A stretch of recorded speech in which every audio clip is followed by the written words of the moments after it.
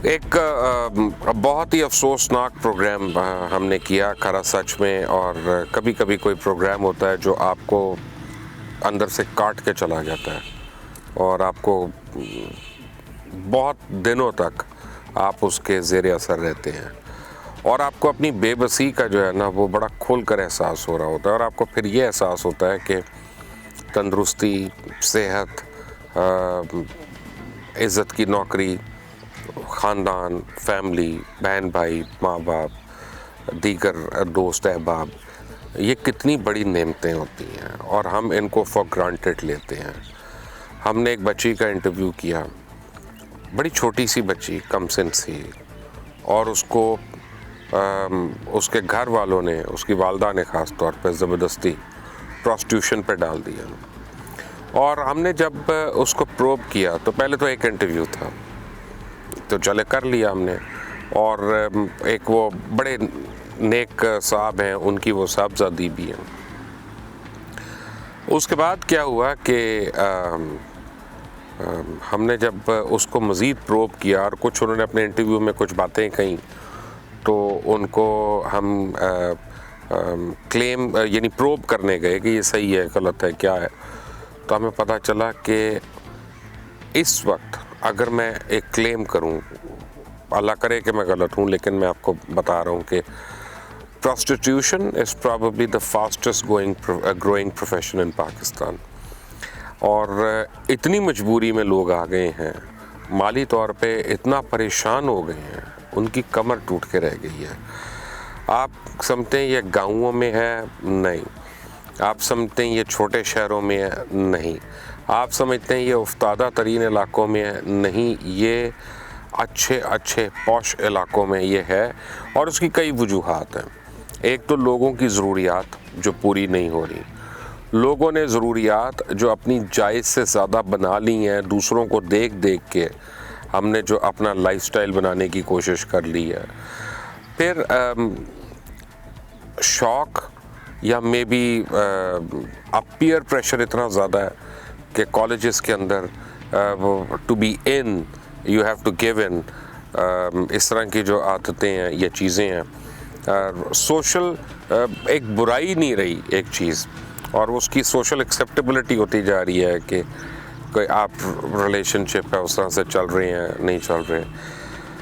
लेकिन अब इसके ऊपर सोचना पड़ेगा, बड़ी गौर से सोचना पड़ेगा, कौम के मुफक्किरीन को बैठ के सोचना पड़ेगा कि 2-3 चीज़ें हमें बड़ी गौर से करनी है। अपने स्कूल्स, अपने कॉलेजेस के कैंपसेस से हमें ड्रग्स को दूर रखना है। किसी बच्चे को या बच्ची को हमने तालीम से महरूम नहीं रहने देना, और हर एक को अपने इर्द गिर्द ये एजुकेट करना है कि जो सोशल पोजीशंस में आके एक्सप्लॉइट करते हैं बच्चियों को या बच्चों को, वो सबसे ज़्यादा मकरूह किस्म के और बदनस्ल किस्म के लोग हैं। मैं तो यही उनके मुतालिक कह सकता हूँ। बच्चे, children, girls, they need to be protected. बिल्कुल जिस तरह बाग के फूलों को हम प्रोटेक्ट करते हैं, बहुत इसी तरह उनको केयर करनी पड़ेगी। और हमें अपने इर्द गिर्द लोगों में थोड़ी सिंप्लिसिटी भी डालनी पड़ेगी कि हम इज़्ज़त करके दिखाएं उनको कि हम, कोई अगर कम पैसों वाला है तो हम उसकी भी इज़्ज़त कर सकते हैं, और किसी के पास गाड़ी नहीं तो हम उसकी भी इज़्ज़त और तकरीम कर सकते हैं। जब हम ये वैल्यूज़ को दोबारा उठाएंगे तो कोई इतना प्रेशर्स में नहीं होंगे अपने कि वो जाके कोई गलत काम करे।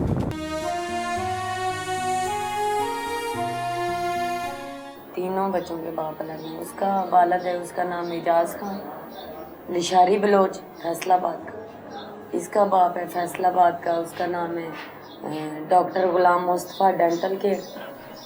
तो जो छोटा है उसका मियाँ, वो उसका बाप जो है उसका आरजी, उसका झूठ बोल देते हैं, वो नाम सही नहीं बताते, वो कटवास करने वाला।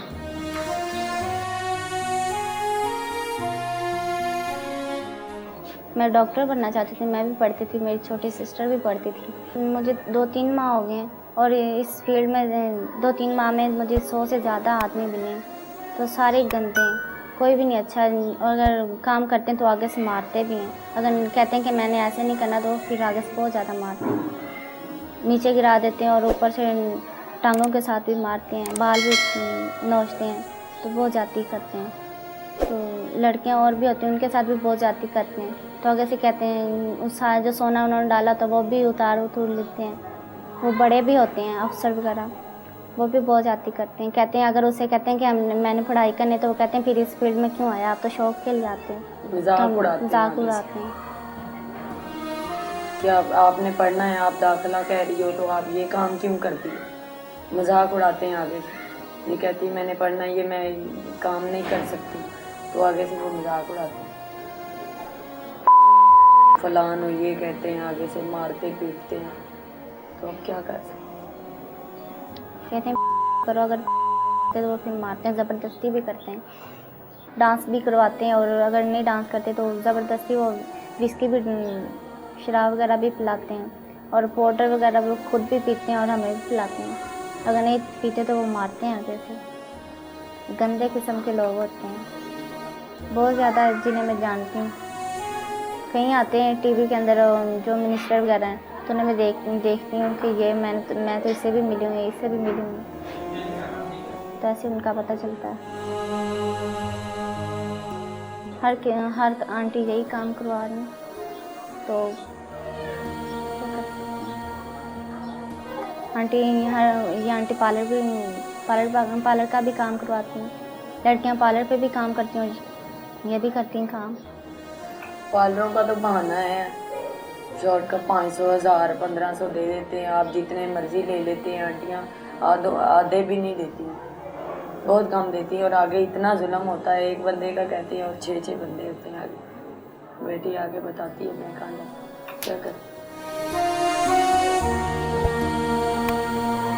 आंटी ख्याल रखती हैं, काम करवाना होता तो ख्याल रखती हैं सबका, सारी लड़कों का रखती हैं ख्याल।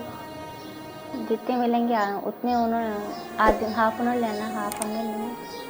अगर अच्छी आंटी होंगी तो ज़्यादा हमें देंगी और खुद थोड़े रखेंगे, क्योंकि हमारे साथ तो उन्होंने करना होता है, आंटियों के साथ थोड़ी ना करना होता है। आंटियों का काम सिर्फ ले जाने का और लाने का और जाने का होता है। प्रेगनेंट में हुई हूँ, तो फिर ये इधर लेडी डॉक्टर थी, उसने फिर वॉश किया, तो मुझे पता था किसका है, उसके पास भी गई थी, तो उसने कहा ये मेरा नहीं बच्चा है। तो वो फिर भाग गया, तो उसने आगे से मुझे मारा भी है कि ये मेरा नहीं, तुम किसी और का होगा।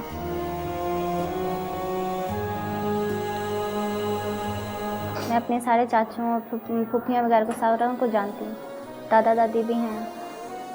जब से पैदा हुई कभी नहीं उन्होंने हेल्प की, ये हमारी पोती है, कुछ दे नहीं दे, ईद पे कभी उन्होंने नाम ही नहीं लिया। दादा दादी ने, चाचा चाची, फूफियाँ भी हैं, उन्होंने नाम ही नहीं लिया, कभी आए नहीं मिलने के लिए। कहते ही नहीं हमारी बेटी है, सोने का शौक, खाने को मिल जाए यही बड़ी बात है। फिर डॉक्टर बनना चाहती थी कि दूसरों की जान बचाऊं, लेकिन वो अब अगर मुझे ही लग गई बीमारियां तो मैं खुद अब कहती हूँ कि मैं मर जाऊँ। इस फील्ड से वो अच्छा है तो बना मर भी जाए। दिल नहीं करता यह काम करने को, मजबूरी तौर पे करना पड़ता है।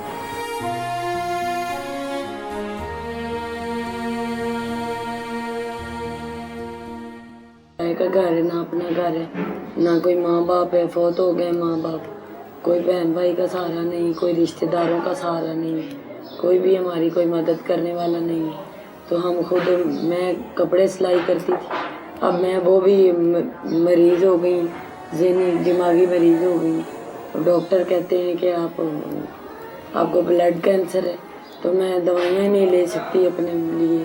बच्चों को मैं कैसे पढ़ाऊँ, मेरी बेटियाँ हैं जवान, तो इनके लिए अब मैं क्या करूँ। हम कोई ख़ानदानी या पेशावर लोग नहीं। मेरे वाले साहब इमाम मस्जिद थे, फैसलाबाद की रेशी, वो फौत हो गए, मस्जिद में करंट लग गया था। रिश्तेदार भी हैं, बहन भाई भी हैं, लेकिन हमारे पास ना कोई आता है ना जाता है, ना कोई हमारी हेल्प करता है। बहन भाई, जब माँ बाप फौत हो गया था तो मैं उनको कमा के खिलाती रही हूँ, फैक्ट्रियों में काम किए, कोठियों में काम किए, मैंने बड़े धक्के खाए। जब बहन भाई बड़े हो गए तो तब मुझे उन्होंने सहारा नहीं दिया, किसी ने छोड़ कर चले गए।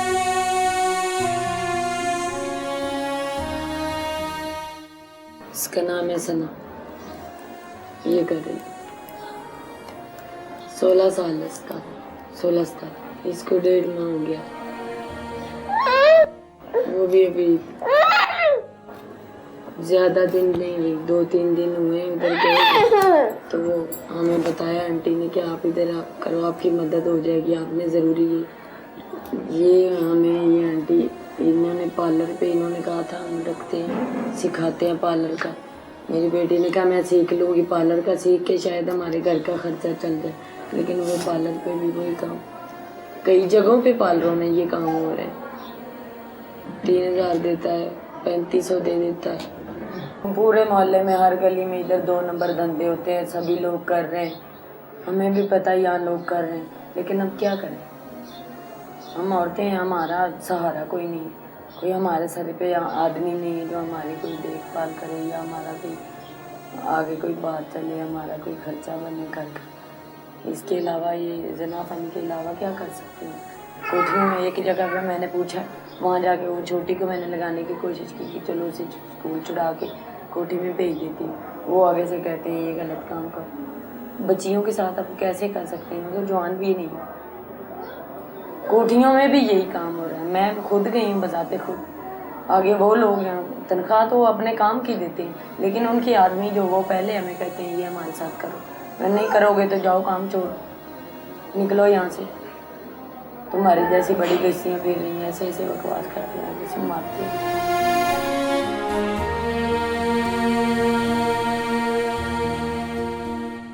खाना क्या पकाना है, ये रेडी वाला सब्जी बेचने आता है और 15-20 रुपए की सब्जी ले लेते हैं, और क्या पकाना है हमें। रेडी से 20 की, 25 की, 30 की सब्जी मिल जाती है, खा लेती हूँ। अच्छा कोई दोस्त अच्छा दोस्त मिल जाए तो वो राशन भी दे देता है। कुछ लोग हैं नहीं तो भूखे बैठे हुए, कुछ भी नहीं। ये मेरे घर का खर्चा चलाने वाली मेरी बेटी है सरबराह मेरे घर की, और मेरे हम ये धंधा ना करें क्या करें। जाहिर बात है ये करेगी तो वो भी यही करेगी ना। अगर हमारा कोई सिस्टम लग जाए, अल्लाह ताला हमारा कोई हिसाब अच्छा लगा दे तो शायद ये भी हट जाए। पता है सब, बच्ची वो भी 7वीं क्लास में पढ़ रही है, उसे सब पता है। फिलहाल तो बच्ची है ना, उसे तो ये पता है कि मेरा स्कूल चल रहा है, मेरा घर खर्चा मुझे मिल रहा है, मैं स्कूल पढ़ रही हूँ। शायद मैं स्कूल पढ़ के घर का निज़ाम अच्छा चला लूँ। मुझे कहती रहती है कि मैं घर संभाल लूँगी, ये काम नहीं करूँगी, मम्मा मुझे आप पढ़ाओ, मुझे पढ़ाओ। हमारा सहारा ही है, इसके सर पे हमारा घर चल रहा है। ये 3 माह से ये काम में पड़ गई, इसकी इज्जत जो बर्बाद होनी थी वो तो गई हो गई। अब मैं इसको घर में बिठा के अब इसका स्कूल पढ़ने को जी नहीं चाहती। स्कूल में लड़कियां बातें करती हैं। अब मेरा घर का खर्चा चलाने वाला और कोई नहीं, मेरा छोटा सा बच्चा कौन पाले, मेरी जिम्मेदारी उठाने वाला कोई नहीं। तो अब ये एड्स हो या जो भी हो, मर जाए या जो भी हो, यही कहेंगे। और क्या करें, जना फनी के अलावा क्या करें।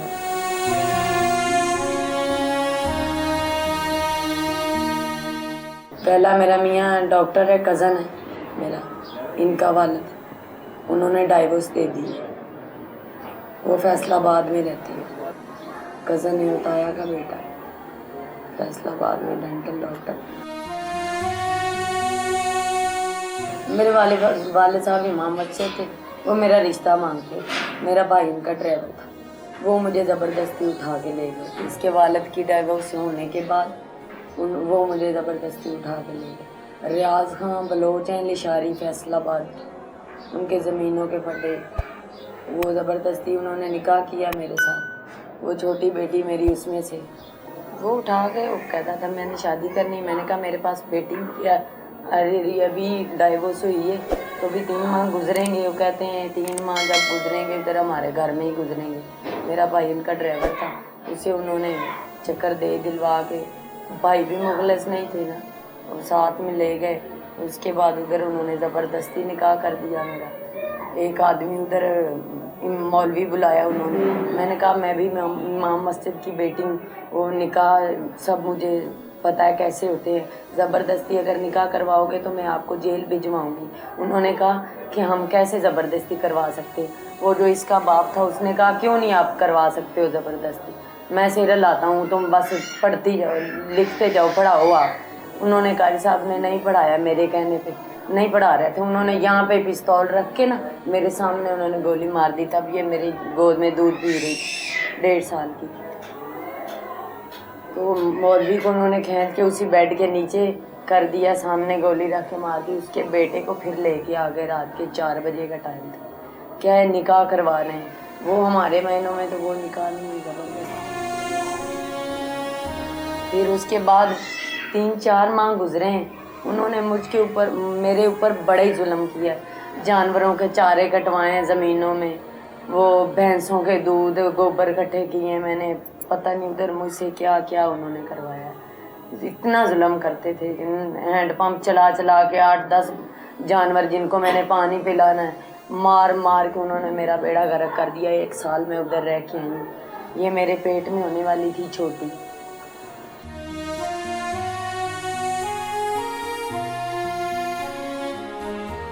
मेरे मियाँ छोड़ के चले गए थे, तो बाद में एक दोस्त मिला, उसने कहा मैं आपसे शादी करूँगा। उसने मुझे नशे पे लगा दिया, नशे करवा करवा के अभी मुझे ब्लड कैंसर हो गया। शादी भी नहीं उसने की। ये बेटा है उसमें से कोई, मतलब ये हराम का बच्चा है, इसको मैं किसका नाम दूँ। उसके बाद उसने मेरी बेटी के साथ ज़ना किया, इसकी इज़्ज़त ख़राब कर दी। नशे खिलाए उसने, पिला के मुझे पता नहीं चला। जब भी मैंने देखा सुबह इसकी शलवार ख़राब, ब्लड इसके लगा हुआ है। मैंने कहा क्या हुआ है, तो इसने बताया कि मुझे ये हुआ है। मैंने लेडी डॉक्टर को बुलाया, यहाँ पे करीबी थी। उन्होंने कहा इसके साथ तो ज़्यादती हुई है। तो मैंने कहा अब मैं क्या कर सकती हूँ। उन्होंने कहा मेडिसिन दे के ठीक कर दिया। उसके बाद अब ये स्कूल पढ़ रही मेरी बेटियाँ। अब ये कहती है मैं अब स्कूल नहीं पढ़ना चाहती हूँ। अब हमारे घर का सर्कट चलाने वाला कोई नहीं है। उसने मेरे मुंह पे हाथ रख दिया था और मेरे ऊपर चढ़ गए थे। तो उसने फिर मेरे हाथ वगैरह ऐसे ज़ोर से हाथ में, अपने हाथों से ना उसने पीछे कर दिए थे हाथ। तो फिर मेरे साथ ज़्यादती उसने की थी। तो फिर मैंने चीखें बहुत मारी थी। तो सुबह फिर अम्मी को होश आया था, इसे नशा वगैरह मम्मा को दिया था। तो फिर मम्मा ने सुबह देखा तो मम्मा रोने लग पड़ी थी। मैं भी बहुत रोई थी, मेरे साथ उसने ज़्यादती की थी। वो खुद बाद में भाग गया। उसके बाद वो मिला ही नहीं, तो इस फील्ड में फिर मैं आई।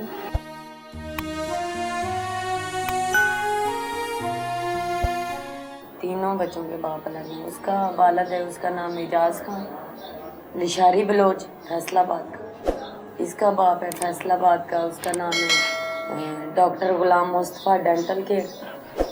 तो जो छोटा है उसका मियाँ, वो उसका बाप जो है उसका आरजी, झूठ बोल देते हैं, वो नाम सही नहीं बताते, वो कटवास करने वाला।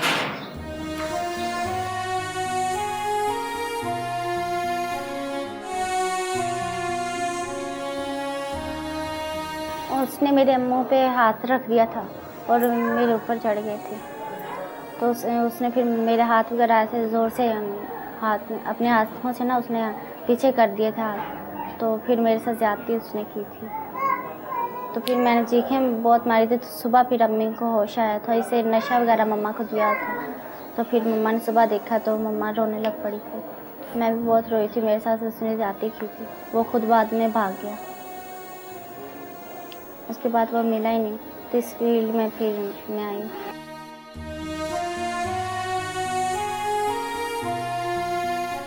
तीनों बच्चों के बाप अलग हैं। उसका बालक है, उसका नाम एजाज खान, लिशारी बलोच, फैसलाबाद का। इसका बाप है फैसलाबाद का, उसका नाम है डॉक्टर गुलाम मुस्तफ़ा डेंटल केयर।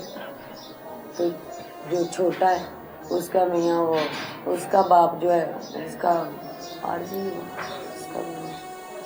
झूठ बोल देते हैं, वो नाम सही नहीं बताते, वो कटवास करने वाला।